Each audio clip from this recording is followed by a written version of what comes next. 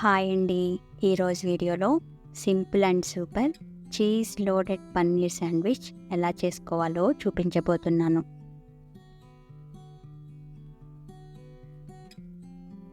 ముందుగా 4 sandwich bread స్లైసెస్ని తీసుకోండి. ఈ బ్రెడ్ స్లైసెస్ ఎడ్జెస్ని తీసేయండి. కొత్తగా మన ఛానల్ని ఎవరన్నా చూస్తున్నట్లయితే ప్లీజ్ లైక్ చేయండి. మీ లైక్ని అయితే వృధా కానివ్వను. తర్వాత అప్పుడాల కర్రతో పలుచని షీట్లా రోల్ చేయండి.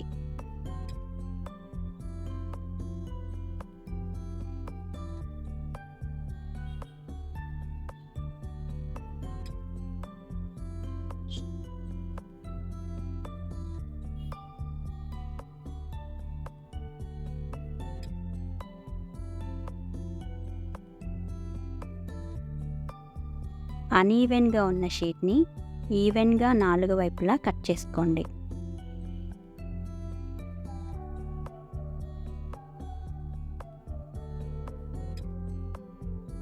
తర్వాత ఇంకో 4 శాండ్విచ్ బ్రెడ్ పీసెస్ని తీసుకోండి. ఒక్కొక్క బ్రెడ్ స్లైస్ పైన 1 టేబుల్ స్పూన్ చొప్పున మయోనీస్ని ఈవెన్గా స్ప్రెడ్ చేయండి.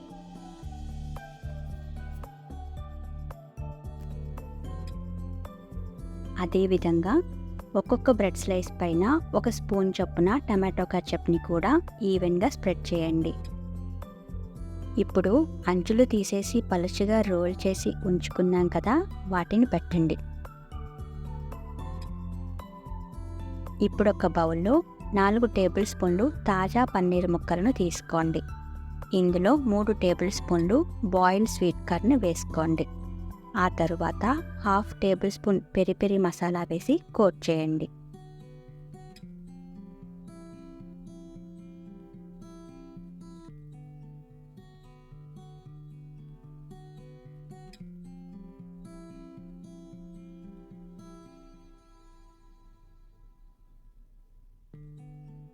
ఇప్పుడు ఈ బ్రెడ్ స్లైసెస్ మీద కోట్ చేసిన పన్నీర్ కార్న్ క్యూబ్స్ ఉన్నాయి కదా, వాటిని అన్ఈవెన్గా స్ప్రెడ్ చేయండి.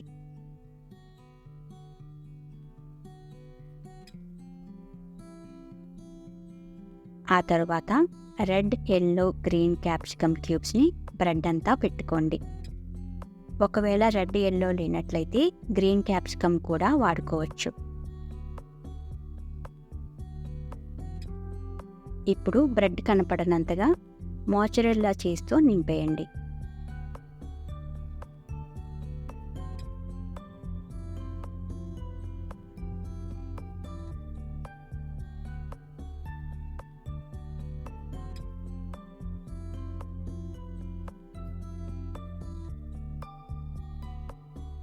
ఇప్పుడు స్టవ్ పైన ప్యాన్ పెట్టి హీట్ ఎక్కనివ్వండి. 1/2 టేబుల్ స్పూన్ బటర్ని వేసి కరగనివ్వండి.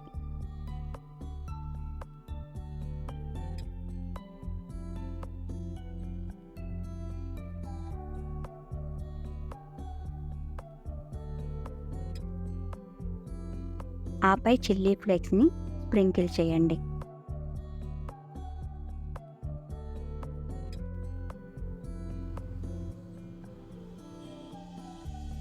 బ్రెడ్ స్లైస్ని ప్యాన్ మీద పెట్టి దాని మీద లిడ్ పెట్టండి.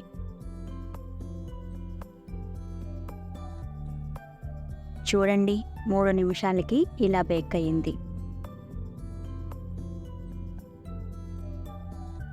ఏంటి, నచ్చిందా? ట్రై చేస్తారా? ఎలా వచ్చిందో కామెంట్ సెక్షన్లో తెలియజేయండి.